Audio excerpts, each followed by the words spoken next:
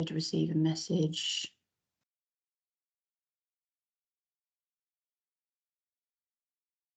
Okay, so thanks again for joining, Rob. Over to you. Thanks, Suzanne, and thanks for inviting me along. I really appreciate the opportunity to come and speak with you today on this topic. So hopefully you can see my slides now. Someone give me a thumbs up. Just double check. We can. Thanks. Good. Okay. A good place to start. So I'll just going to do a quick intro to myself, my team, Carbon Trust, and then we can get into some of the content that I want to talk through today. So Carbon Trust, we've been around for just over 20 years now. We were set up by the UK government in 2001. Since around about 2010-11, we've actually transitioned away from a government-funded status, but we've retained our not-for-profit status, and we're have a kind of a mission, so we're a sort of a mission-driven organisation, which you can see on the slide there, which is effectively to accelerate the move to a decarbonised future. Nice and straightforward, not necessarily straightforward to get there though. So we're an independent organisation, and we've been working across all sorts of different areas in terms of helping organisations and our partners move towards net zero for some time now. We specialise in really helping businesses and the public sector and any organisation really sort of boost the way that they tackle cutting carbon emissions and saving energy and money, by really helping to sort of commercialize the way that sort of net zero and decarbonisation is approached. We're certainly always looking to take kind of the most practical way forward, helping to kind of look at the most cost-effective options that have the most value and impact in terms of reducing carbon emissions, particularly aligned with kind of net zero and a 1.5 degree world. Myself, I work in our cities and regions team, and I work alongside about 40 of my colleagues in that team.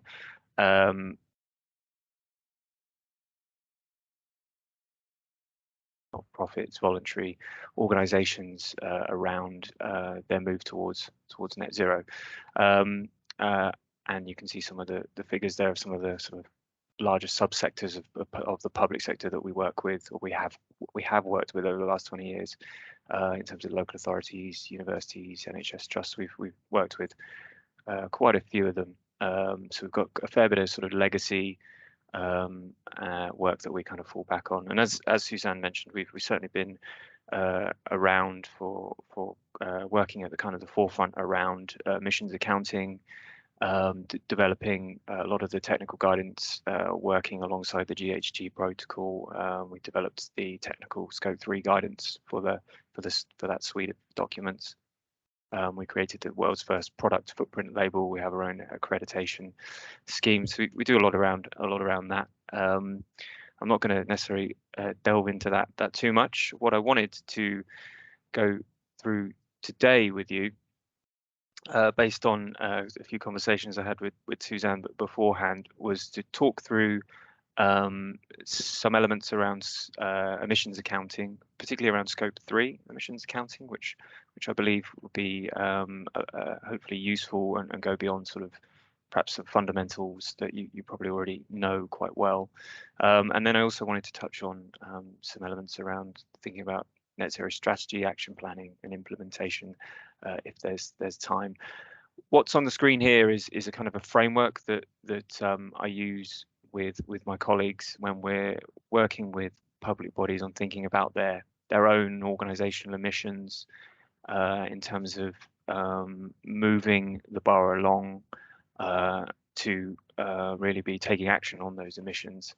This is a bit of a kind of an overarching framework. It's somewhat used as a loose structure. We don't necessarily follow this really strictly, and to a degree it's an iterative process as well, but we do use this to help us kind of look at where an organization is on its journey to net zero, what can be done at that particular point, what needs to be improved, enhanced, to really help that organization take itself on its journey with support from ourselves across these kind of key areas of moving from planning all the way through to actually reducing an organization's emissions. So to start off with a bit around the emissions accounting side of things, and as I said, wanted to think about scope 3 emissions really. I'll be right in saying that there's no need to dwell too much on some of the basics around carbon footprinting and particularly around scope 1 and 2 emissions. So I'm going to just quickly jump straight into thinking about scope 3 emissions, which I'm sure you're aware are your organization's indirect emissions. Under the GHG protocol, when we're looking at these emissions categories with our sort of public sector clients, whilst there is 15 categories under the GHG protocol, you can quickly remove generally at least 5 of those, which you can see as the grayed out boxes on the slide. Because they're from the GHG corporate protocol, where we're applying this for a public body, they're really not relevant because they relate to manufacturing products effectively, which would be kind of the downstream impacts of a company's product that they've created. So what we look at with our clients is focusing in on the other kind of 10 categories, and more often than not, some of those can be reduced or potentially sometimes aggregated as well, at least in the first instance. And what I actually wanted to sort of spotlight on is supply chain emissions, which effectively it's not a term that's obviously outlined here as a category, but when we're talking about supply chain, we're really talking about purchased goods and services, capital goods, and to a degree upstream transportation and distribution. And those emissions categories can often generally are the biggest in terms of scale of emissions for any particularly public body or a body that's or an organization that sits at the end of a supply chain. So a lot of their emissions in this area are kind of embodied and within third-party products and services effectively. So I want to just quickly talk through those, and to give a bit of more color to that, this is an example of a scope 3 only footprint from a public body, and it just kind of highlights the fact that those supply chain emissions are generally,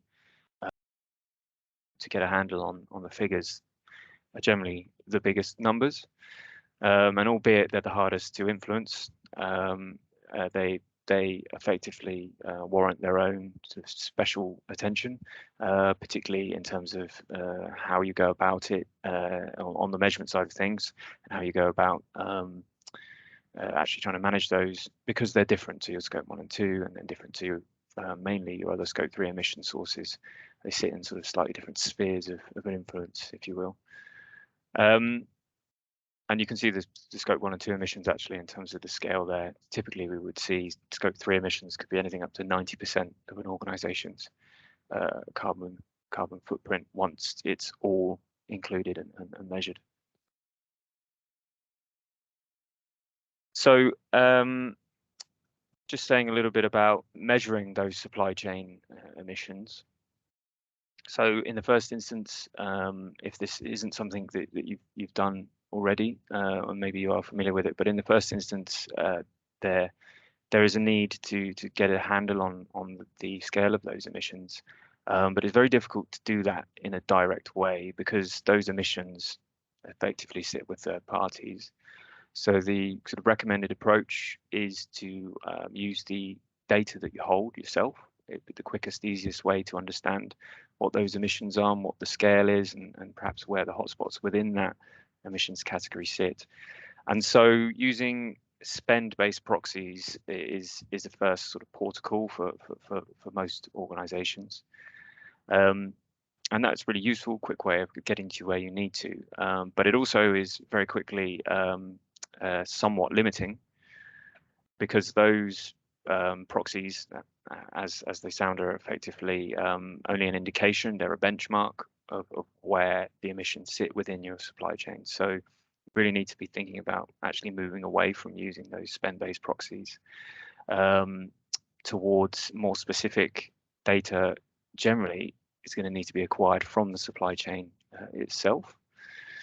So what you actually get with supply chain emissions, supply chain decarbonisation, is a key part of the process, is actually evolving and improving your measurement approach in a way that you don't need to do with your scope 1 and 2, and largely don't need to do with some of the other scope 3 emission sources, although they may also include sort of quite a lot of assumptions and proxies to get to an understanding around your employee commuting, for example. But in this instance, there is a need to engage and talk to the supply chain.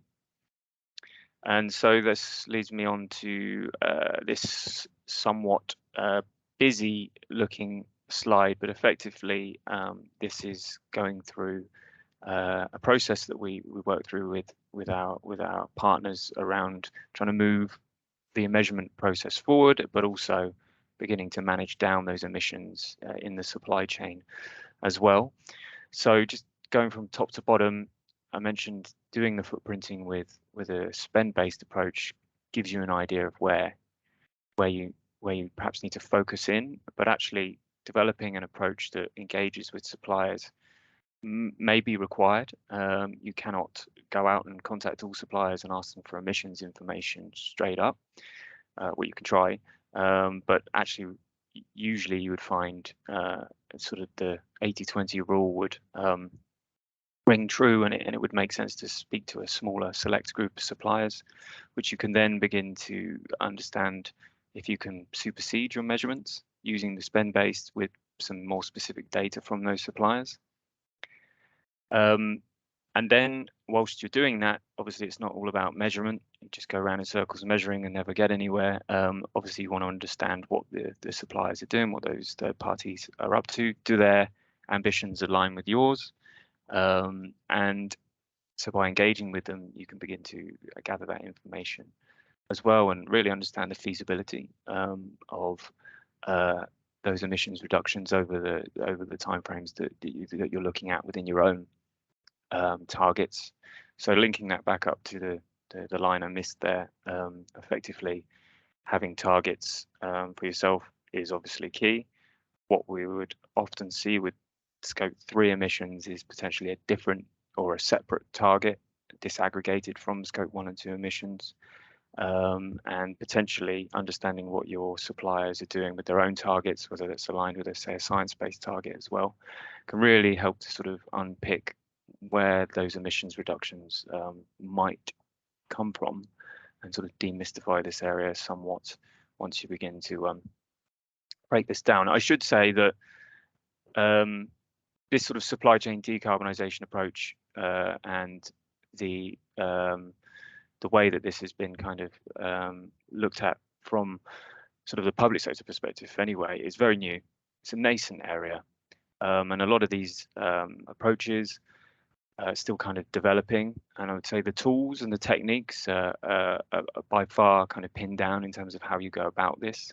And so the long-term solutions are not really there yet in terms of how to go about doing all of this. And at the moment, there's lots of organizations beginning to look at this, but actually having a really sort of sophisticated, well kind of rounded approach to all of this is a bit far off at the moment, and organizations are typically having to kind of tailor and come up with sort of bespoke processes around all of this. But hopefully this is kind of a useful way of thinking about your supply chain and scope 3 emissions accounting from the perspective of where the largest emissions sit. Okay, I'm going to move on to thinking about net zero strategy and action planning in this next sort of half. So Suzanne mentioned that it'd be useful to talk about what goes in to a good net zero strategy, some content, as well as some tips around what makes them work. And you would have seen that we actually, in a broad sense, break down our strategies and action plans into two separate things. And I would say that it needs to be right for your organization. So if that doesn't make sense for the way that you've approached it, then it absolutely needs to work. So there's not really an off-the-shelf solution to what a net zero strategy or action plan looks like. There's obviously things that really should be in there, and then there's the other things that really need to be the elements within that process that you've developed it, and the document that really just work specifically for your organization. Nonetheless, we see that having a strategy up front that kind of leaves out some of the detail around the projects to a degree can be helpful, particularly if that organization doesn't have a really clear idea around this process, and actually working with the senior stakeholders within an organization to help sort of develop that strategy the same way you would have any strategy or policy within an organization, can really help set the scene for then having a much more facilitated action planning and implementation process, because there's this sort of strategic structure to addressing carbon and net zero.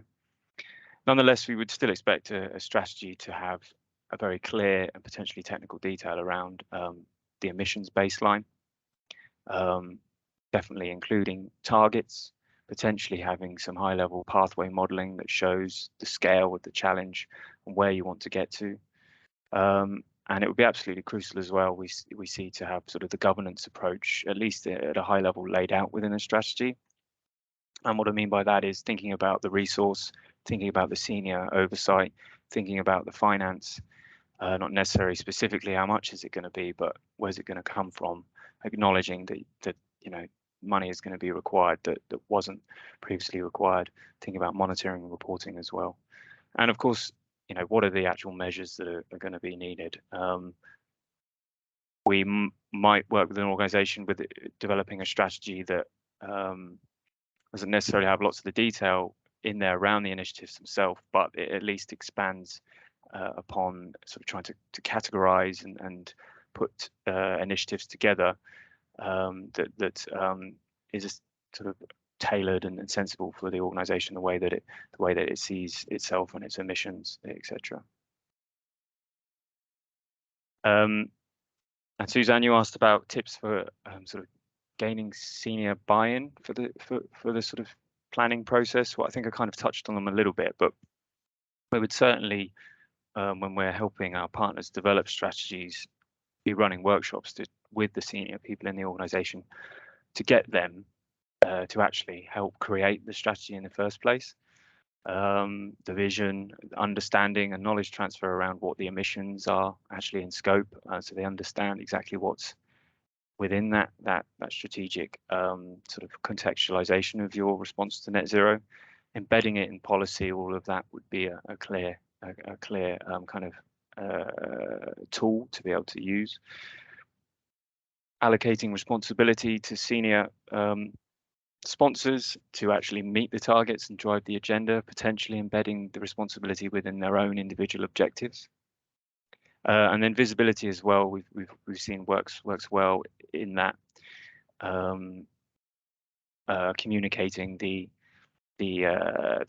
target and the commitments, at least to the rest of the organization, potentially externally as well, is a really useful tool to sort of secure senior buy-in on what's been said, to help follow it through. And then moving on to action planning. In this instance, again, this isn't necessarily kind of a set of rules, but it's more some ideas around what we would typically see in an action plan that comes off the back of a strategy. Some of the things are the same, but it perhaps might refine a footprint and focus just on scope 1 and 2. And you might have a separate action plan for scope 3, or it may be an action plan for even a smaller set of assets or emissions categories, whatever kind of works and makes sense. And it doesn't necessarily mean that you have one action plan and you have to stick with that format. You can sort of change and adjust it as you go forward. But having quantified projects, understanding what the carbon savings would be, understanding when you're saying you can implement them, so phasing, understanding how much it's going to cost, having a model that sits behind it that forecasts when those emissions reductions are going to come in and looks at the external variables of those emissions in terms of the changes in the factors, and any other kind of variables around your own internal changes to your organization. Obviously, how much it's going to cost then begs the question where you're going to get the money from, and there may be not just internal but external sources of funding that can be reviewed and integrated within the action plan. And also thinking about the net bit in net zero, if that's where you're framing your approach, dealing with any remaining emissions as it is understood from the planning that you've done within that action plan. Okay, got just a few more slides here, just some outputs I've put together around action plan sort of outcomes, hopefully useful to see. So in this instance, this example, working with this client, we aggregated projects on a kind of a geographical basis effectively, to look at the reductions on a kind of a sort of a waterfall chart effectively, that we generally find is quite useful to kind of visualize where the emission reductions are coming from. It may be that you look at this on an emissions category basis rather than on a sort of a spatial basis. It may be better on a technology basis. It depends on your organization really, and what kind of works. And like I say, you don't necessarily need to be stuck in the way that you present this. These things can be moved around. Same set of sort of actions, but kind of laid out in a sort of a chronological way. So looking at those emissions reductions and modeling them out to show what they're going to do over a time frame. This is quite a long time frame. Potentially an action plan could be a lot shorter. 5 years helps you kind of with more certainty around that. But this kind of shows sort of changing or reductions in those emissions over the time frame of a target. This is just scope 1 and 2 emissions in this instance, for sort of a simplified version, but hopefully gets the point across that you do really need to be moving towards kind of forecasts around where your emissions reductions are going to come from to help kind of frame all of this. And then this same thing again, but just from a cost basis. Again, this can be laid out in different ways, but how much it's going to cost is the question we get asked every single time. We help our clients with this. So developing a kind of a phased budgeted plan, understanding about when you're going to need to pull money in what is really important as well, and really just helps to give it reality additionally. And I'll just draw your attention to the last couple of rows on this table. So implementation, we would certainly see the development of an action plan is something that is almost an ongoing process, or at least the action plan gets developed, but you're going to need to reiterate and look at it. It doesn't necessarily give you all the ins and outs of how you're going to procure and design and install, if it's technologies, or actually implement whatever emissions reduction activities you're looking at. So there was an ongoing process that should sit behind the implementation side of things as well. And as I mentioned, the action plan, unfortunately, generally goes out of date, or at least elements of it goes out of date quite quickly. So there is a need to constantly revisit and refresh at least the numbers and potentially the approaches and measures that you're taking as well. And then this is the last slide from me, and I'm running out of time. Just a little bit of an overview on the implementation side of things. And I'd say this slide is more focused around the hard kind of projects, perhaps more around scope 1 and 2 side of things, but we have a kind of a bit of a process that we'd work through with our clients when we're supporting them on the implementation of say energy efficiency or renewable energy measures to sort of take the logical approach from financial close through to installation and commissioning of technologies. So thinking about developing a foolproof business case, thinking about the procurement side of things is key, and then obviously linking that to the design. And when you begin to work with third parties to support and install all of this, then really linking back the supply and installation and the commissioning side of things of certain technologies back to what you asked for in the first place, and having that quite tightly wrapped up is something that we really focus on, not just for the kind of the value of it, making sure you're getting what you want, but actually if you do this bit badly, then you're not going to save as much carbon as you perhaps forecasted as well. So it's just because you've secured the funding doesn't mean it's all tied up and you can forget about it. So yeah, we would see that this would be a really key part of the process as well. I think I've run out of time there. Conscious I've probably talked a lot, so I'll stop. Thank you for listening. I'm happy to take any questions. Thanks for that, Rob. Really useful. Really great to see some of the technical information there and some of the techniques that you guys use at Carbon Trust. That's really fascinating stuff. Thank you. Any questions from Rob? If you do ask a question, if you could just put your camera on, it would be useful just so Rob can see somebody that he's speaking to. But yeah. Okay, Kelsey.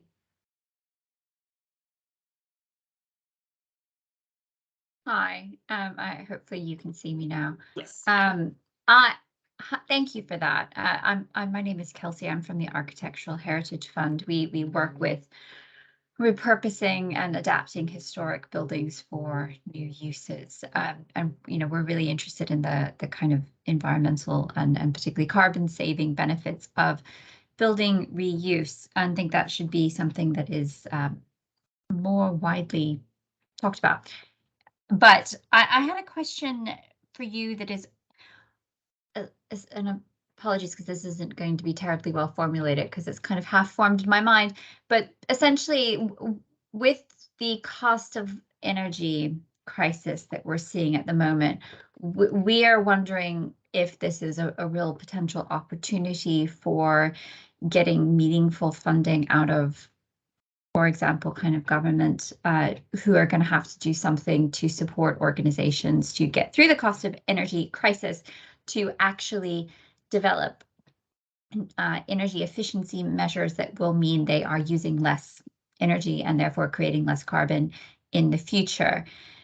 And one of the things that we are trying to gather information on is whether there is any existing data on, the average, and I recognize average is deeply problematic because what's an average building, but average kind of cost saving measurements. I in this context, I'm talking about cash, savings by that can be made possible by more energy efficient measures or, kind of carbon neutral measures. You mentioned at the beginning that you guys had delivered 1.6 billion spend on energy efficiency, leading to 5 billion savings on energy spend avoided. That kind of information, but at like a building level, would be incredibly useful. Do you have information like that, or information on which types of energy improvements, green energy technology might be more beneficial, or in what kind of time frame? Apologies, that's slightly long-winded. That's okay. I'll try and answer that. And yes, it would be nice to see more money forthcoming from government. No guarantees though. I think it's certainly an area that doesn't necessarily stay still. So what might have looked like a cost-effective project in the past may not be so much these days, or vice versa. It's generally, I think we would look at it on a technology basis, and look at if you're just thinking about the financial return, then obviously the basic return on investment And then if you want to get more sort of sophisticated around that side of things, then doing kind of sort of discounted cash flow and life cycle analysis of those technologies helps you to understand kind of more sophisticated financial metrics around kind of net present value, etc. You can do that, I suppose, on an aggregate basis, but it's the time to do that when you've got so many measures that you want to implement on a say a full building retrofit. It may be that you can only do that for some of the larger capital investments like installing heat pumps, putting in renewable energy rather than every single little bit. Yes, there's information out there to answer your question directly. Is it all really easily accessible in a nice, neat database somewhere? Not really. I don't necessarily think so. And I'm not even sure we would necessarily have that kind of sat somewhere that I can just go and pick out. And like you say, it's what we had last year is probably out of date in terms of its return on investment, because you need to dump in the new energy cost figures, which would obviously make things look generally more attractive. Although if you're thinking about, again, going back to the heat pump example, if you think about switching from gas to electricity, then that complicates that. So I think the answer to the question is it depends, I'm afraid. And there isn't necessarily a nice, neat inventory of kind of sort of return on investments or any other financial figures. Of course, alongside all of that as well, we would certainly be thinking about those measures in terms of, bang for buck in terms of carbon savings. So it's not just about financial return; it's about, of course, just trying to make the case to the Treasury helps to focus on the cost savings. Yes, yeah, I'd say it's a tricky one to do on a kind of a sort of a aggregate, broad step back basis. I think thinking about things in terms of technologies, it would be generally where you'd find that information, rather than just say energy efficiency refurbishment in general. We've done one of our programs in London. We do have a sort of a low carbon workplace where we take with some of our investment partners, actually take buildings and refurbish them. These are offices, but we're looking to expand the portfolio, and that's sort of stripping it down pretty much and building it up to effectively to be as low carbon as possible. There's some information on our website about what we do there. I mean, very different for a building with, say, heritage constraints than an office building in London, but All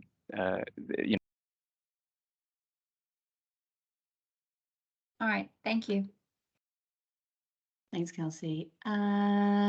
Crispin, did I see your hand up a second ago? Is there anything you'd like to ask? It might have been an error. No, I just I was going to say something to Kelsey. I'm going to put it in the chat instead. Okay, fine. Okay.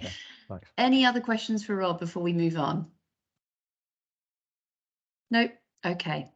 Thanks again. Oh, Fergus, go ahead. I think you might be muted. Hi there. Sorry to come in so late. Yeah, thanks so much, Rob. Really interesting, really fascinating presentation, and it's really sort of helpful to see everything sort of laid out in a nice sort of structure as well. So my name's Fergus, and I work for the Fit for the Future network, which is a national trust project, and we kind of support a wide range of different sort of organisations from the third sector, and helping them to understand their emissions and to reduce, a wide range of activity we do in that area. Obviously, net zero is really coming to the fore right now, and it's really been interesting the last sort of couple of years, seeing sort of the buy-in you mentioned earlier on as well. And we find with the buy-in now from our members, their CEOs, has really been increasing over the last couple of years, with net zero coming to the fore as well. And we've really seen with our members are really now making a big sort of commitment to having a sort of a really robust environmental policy and moving forward in that as well.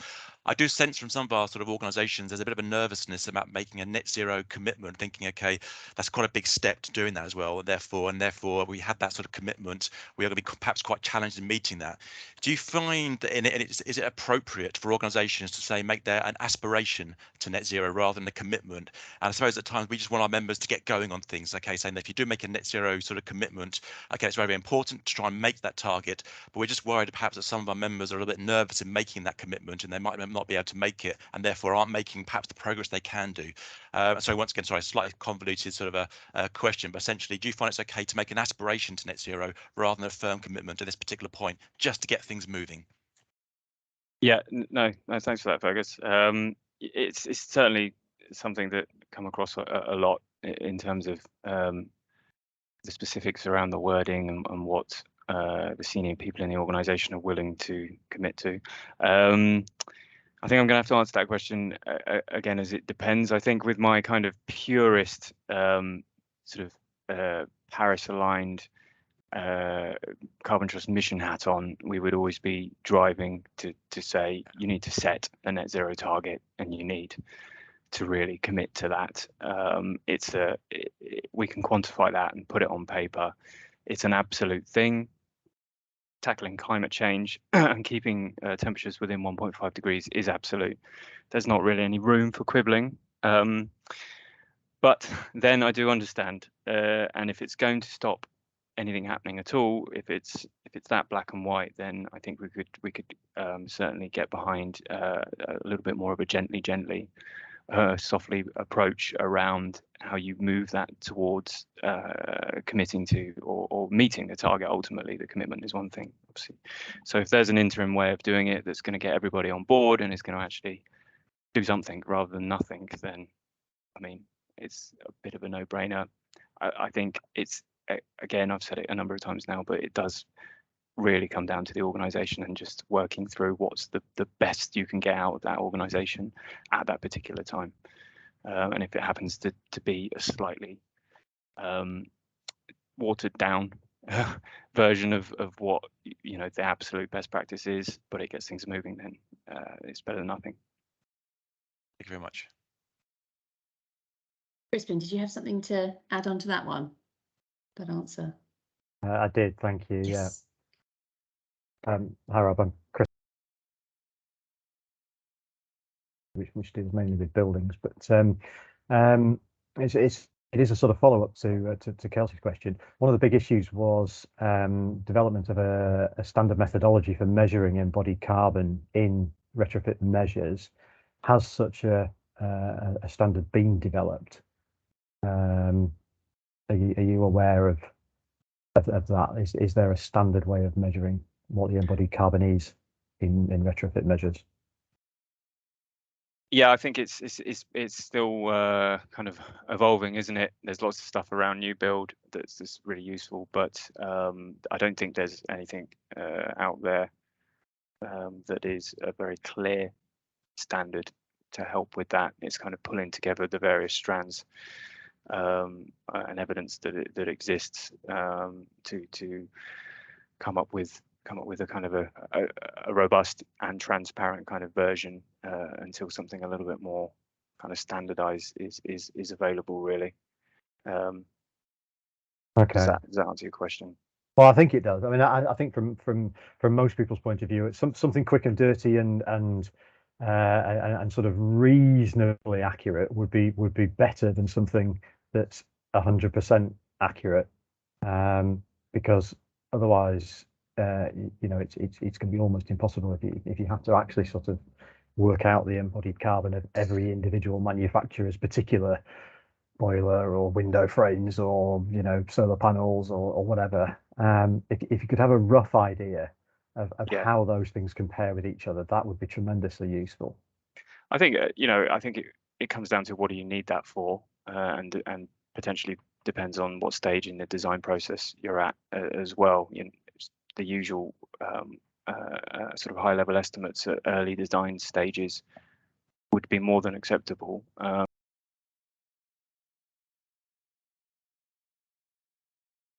doing that, it's really just up to the designer, the individuals working on it, to do those measurements and just be kind of transparent around it and use whatever guidance is they can kind of lean on.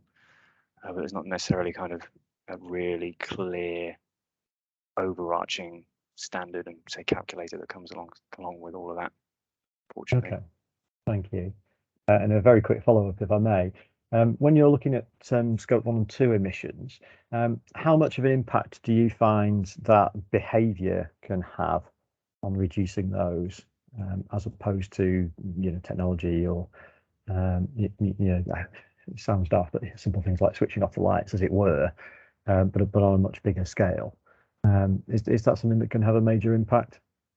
It can do. It certainly can do. I have to answer the question again, as it depends on the particular makeup of the systems and the energy using technologies that have a user controlled element to them, of course. I think one of the key things that we would say with looking at behavior change, or a way of thinking about it and approaching it, is it does need quite a hard technical understanding that sits behind it. So an understanding, like I say, of what actually is the energy that is associated with what people can control as a proportion of the total energy that's being used within, say, a building. If you don't have that, then how can you really expect to understand what impact you're having that's linked to, say, the sort of behavior change approaches that you're taking? And probably goes without saying that sticking posters on the wall is not something that is seen as particularly effective anymore, and then more kind of sophisticated approaches to understanding behaviors, assuming that it makes sense for your organization to put resource into doing that, because proportionally it's a significant amount of carbon and energy that could be saved doing something where you can save more, because you're always going to be kind of balancing where you're putting your probably limited resources in this fight to decarbonize. So it may be that actually the behavior change side of things, albeit you need to do some digging to understand it, is not necessarily particularly effective compared to doing something perhaps a little bit more, say, hard on the sort of technology side of things. Yeah. Okay. Yeah. Thank you. I appreciate your points about the technology. I remember about 30 years ago the debate about whether it was better to keep switching on and off fluorescent tubes, or leave them on all day, because they use so much energy starting up. So that sometimes it's counterintuitive, isn't it? Yeah, indeed. We don't. Hopefully, people moving to LEDs now, so we can start talking about that one. Fingers crossed. Yeah. Okay, great. Thanks again, Rob. Really useful session, and thanks everyone for your questions. I'm going to stop recording now, so just bear with me.